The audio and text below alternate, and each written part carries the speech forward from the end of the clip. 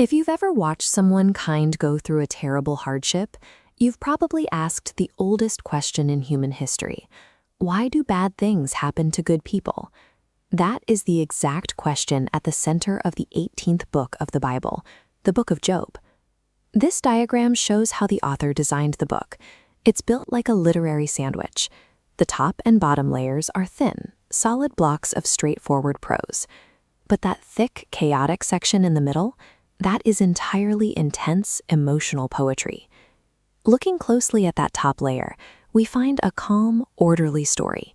It sets the stage, giving us the clear facts of who Job is and what happens to him, before we plunge into the complex philosophical debate that makes up the bulk of the book.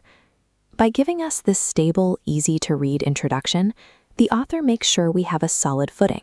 We know exactly what the stakes are before the text drops us into the confusing, raw emotional depths of human grief. The prose begins by introducing a man who has it all. Job is wealthy, he has a large, happy family, and his moral character is flawless. He does everything right and enjoys a perfectly comfortable life. Then, the story cuts to a scene in the heavenly court. An angelic figure known as the adversary, or the Hashatan, which in ancient Hebrew literature functions more like a prosecuting attorney, challenges God. He argues that Job's flawless morality is actually just a transaction. Of course Job is good. His life is easy, wealthy, and protected. To test whether human devotion can exist without a guaranteed reward, God permits the adversary to strip away Job's earthly blessings. In a single day, the perfect life is obliterated. Invading armies steal Job's livestock. A fire destroys his sheep. A collapsing house kills all of his children. And shortly after, Job is struck with a horrific, painful skin disease. Stripped of everything, Job collapses in absolute grief. But he refuses to curse God. This moment establishes the central tension of the entire story. Is human righteousness truly unconditional?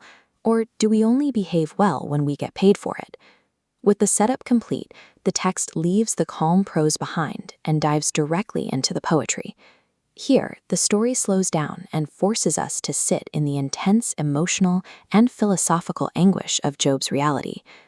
3 of Job's friends arrive to comfort him: Eliphaz, Bildad, and Zophar.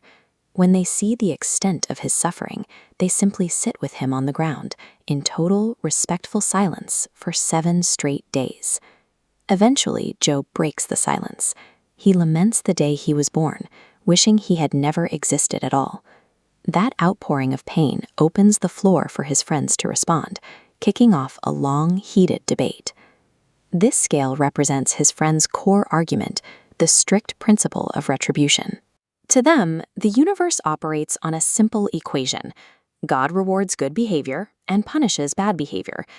Working backward, they look at Job's massive punishment and conclude he's hiding a terrible secret sin. This rigid mindset, that you always get exactly what you deserve, turns friends into accusers. It shows how strict theological formulas break down entirely when they are forced to confront innocent, inexplicable suffering in the real world. Job fiercely rejects their accusations.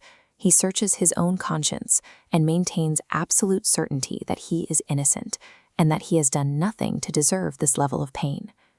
As the poetry continues, the emotional intensity ramps up. Job stops merely defending himself against his friends and turns his attention upward. He begins to openly question whether God is actually running the universe justly. Ultimately, Job issues a massive demand. He wants a cosmic courtroom. He wants to force God to take the witness stand and explain exactly why this suffering was permitted. This legal challenge puts divine justice itself on trial, forcing a direct confrontation between human suffering and the Creator.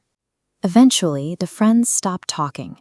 The storm clouds gather, and God finally answers Job. But the voice doesn't come from a courtroom bench. It speaks from the center of a terrifying, massive whirlwind. God completely ignores Job's demand for a legal defense. He doesn't offer a checklist of reasons for the suffering, and he never mentions the cosmic wager with the adversary. Instead, God takes Job on a grand tour of the universe's sheer complexity. He points to the intricate patterns of the stars, the feeding habits of wild eagles, and enormous, untamable beasts like Behemoth and Leviathan, two massive chaos monsters from ancient Near Eastern literature. The message in this tour is that the universe is wild, vast, and inherently dangerous, yet perfectly sustained by a divine wisdom. It cannot be reduced to human logic or a simple equation where good deeds equal instant rewards. This overwhelming display of scale completely humbles Job. He realizes that demanding cosmic blueprints is a fool's errand. True wisdom, he discovers, requires submitting to the limits of human understanding. With the poetry concluded, the author pulls us out of the emotional storm and returns us to the bottom layer of our literary sandwich, the calm, straightforward narrative prose. Here, God sharply rebukes Job's three friends.